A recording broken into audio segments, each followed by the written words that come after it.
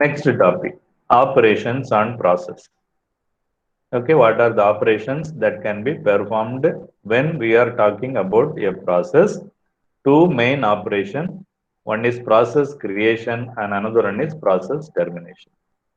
Okay, one is process creation and another one is process termination. That's okay. Process creation, we can divide it into two categories. One is new process, another one is child process. Okay. So when I am creating one new process P1, okay, that P1 is having some program or some line like this called P2. Okay, now P2 is another program or subprogram that I'm going to execute. Already P1 is in execution. This is referred as child process or subprogram. In C, we are referring it as subprogram. That's all. So when you are creating a process, you may create in two different ways. One is a new process you are creating. Second one is from the existing new process, you are creating one child process. Okay.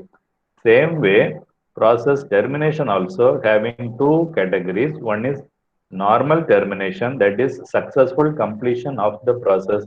Another one is abnormal termination. Okay, before the completion of process, it is getting terminated by the operating system. Okay, as I told you, for process creation, we are using fork system call. When we are calling a fork system call, a new process will be created. That's all. Okay.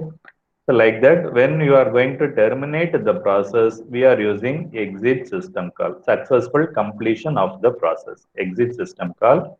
And for abnormal termination, we are using terminate system call. Okay, so this will be performed by the operating system. Operating system, if it calls a function call or a system call exit, it means successful completion of the program. If it calls terminate, it means that abnormal termination of the process. Okay. Now, when we are talking about abnormal termination, suppose consider this example, P1 is, we are referring as parent process, okay, and P2 we are referring as child process.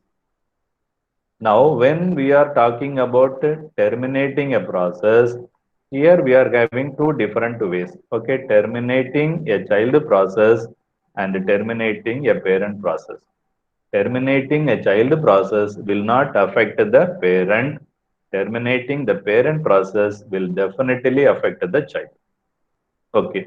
When parent terminate child process, what will happen? Okay, now operating system can terminate process P2 and process P1. It's own right of the operating system. Okay. Now, what we are going to discuss is if a parent wants to terminate the child process. Okay, so parent itself creating a child process P2. Now P2 is completing its work. Now parent P1 can terminate process P2. Okay, terminate process P2 by using exit call. That is normal termination. Okay. If parent wants to abnormally terminate a particular process, what are the various situations? Okay. First one is if the child process exceeds resource usage. What does it mean? Suppose process P2 is allowed to using the printer for 5 seconds. Okay, process P2 was given a job to use the printer for 5 seconds, but it exceeds 5 seconds and using more than 5 seconds, then it should be terminated. That is one reason.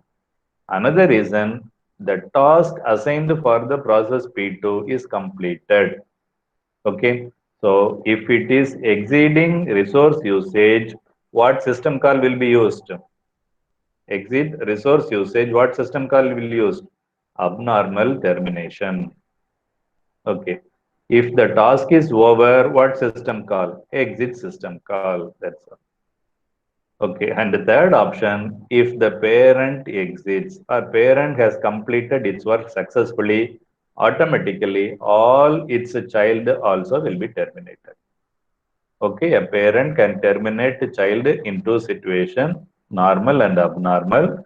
Normal means what? Child process is over, successfully completed. Abnormal means what? Parent doesn't want the child to execute any more.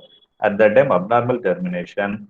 Suppose if the parent has completed all its work, any whatever number of child process it is having, all will be terminated legally. Okay. And the last one, a termination referred as cascade termination. If parent exit, all child automatically or by default will be terminated. That is referred as cascade termination. Sometimes two more questions, but they will ask. What do you mean by cascade termination? Okay. If the parent exits or if the parent is terminated by the operating system abnormally, by default or automatically, all its child process will be terminated. Okay, whether it is normal or abnormal doesn't matter, it will be terminated. If there is no parent, child process have nothing to do in the CPU and in memory. Okay.